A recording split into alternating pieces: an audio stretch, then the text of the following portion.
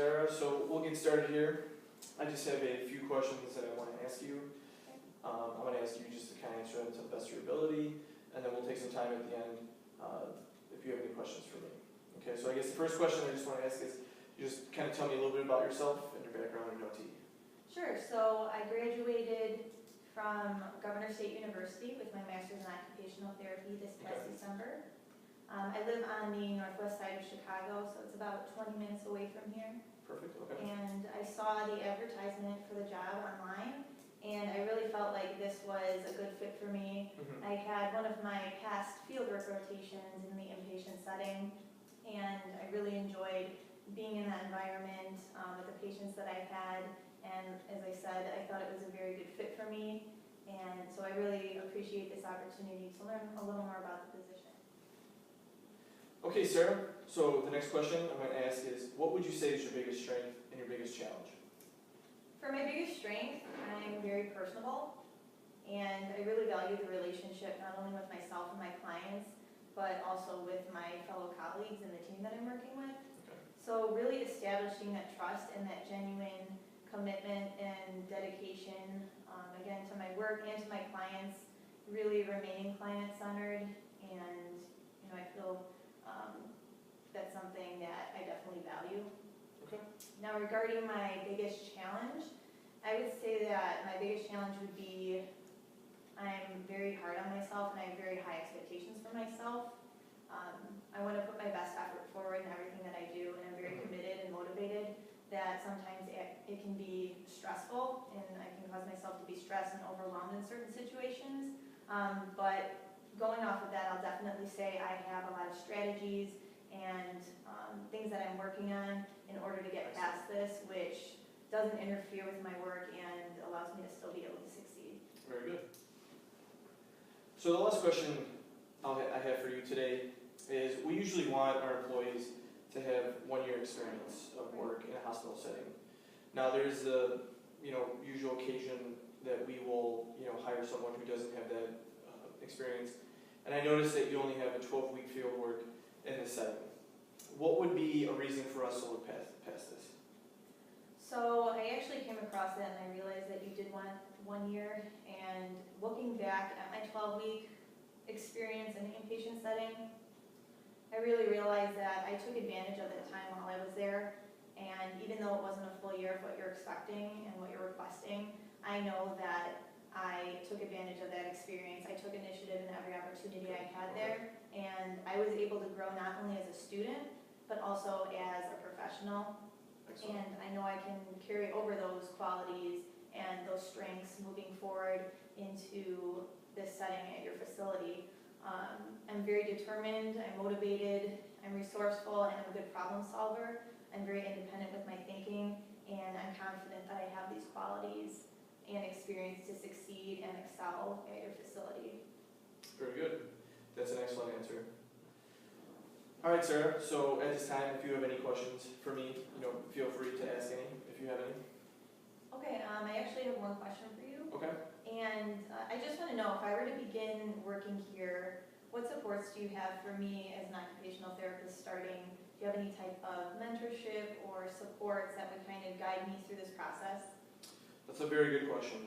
I guess to answer that, I would say, we set up our whole, rehab unit and our team so that, there's one director, and then each discipline, OT, PT, and speech, will each have their own, I guess, clinical coordinator or director as well.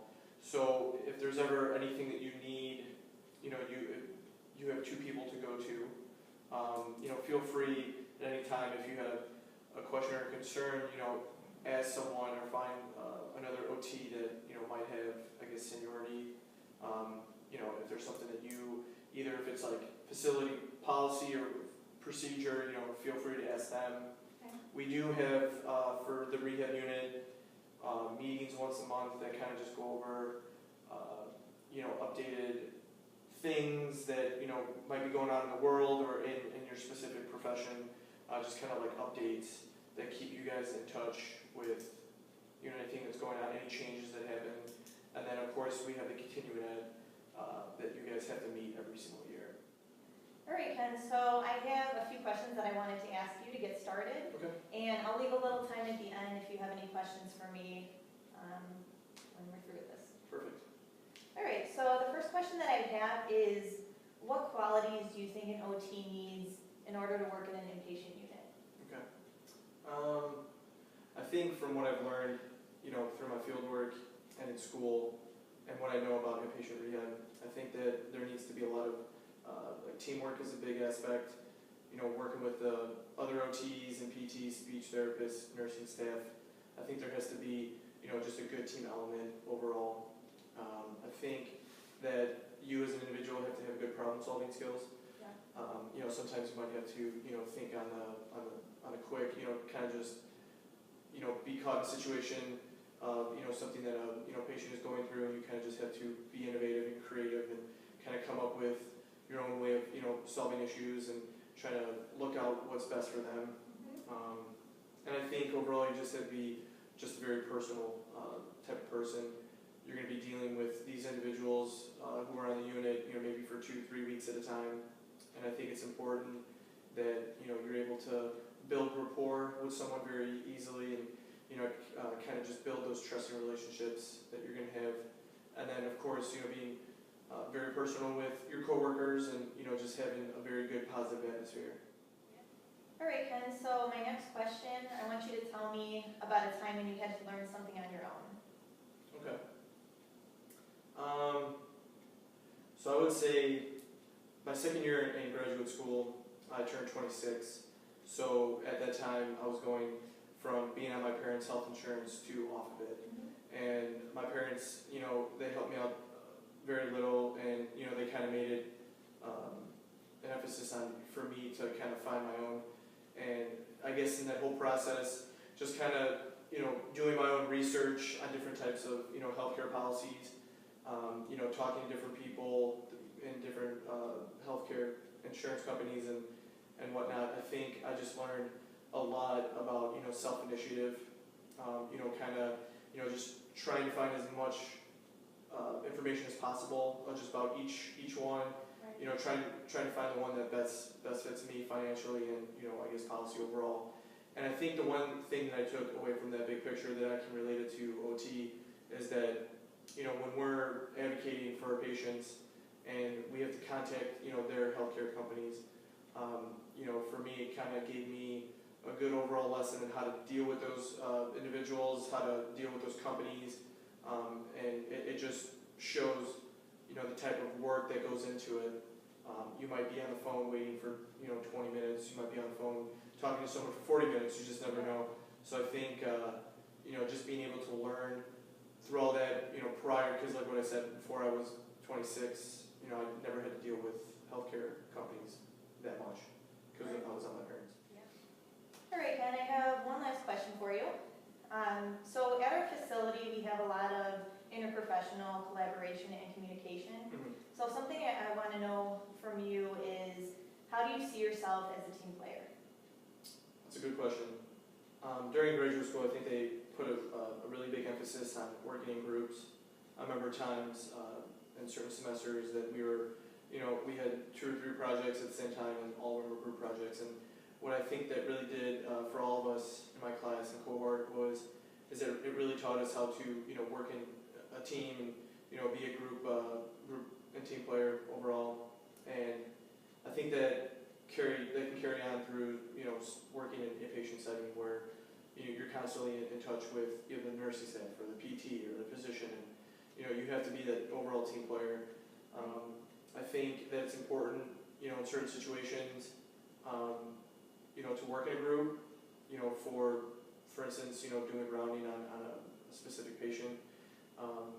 And I just think that in certain situations, depending on, what type of topic it is, I definitely could, be a little bit more passionate than others. And, I don't want to say that I'm a leader all the time, but, there is times where, I could take the back end or the back role and, be the follower, I guess. But overall, I think I do work very well in groups. That's all the questions that I have for you today, Ken. Did you have any questions or anything that you wanted to ask me? Yes, I do. I guess I would just want to know, like, what do you like best about working for this facility and setting? It's a good question. I would have to say that I have a great support system here. Considering all of my colleagues of all the different disciplines, we have a really great team dynamic. I'm comfortable with them. We're very supportive of each other, and it definitely helps regarding the actual work atmosphere. Okay.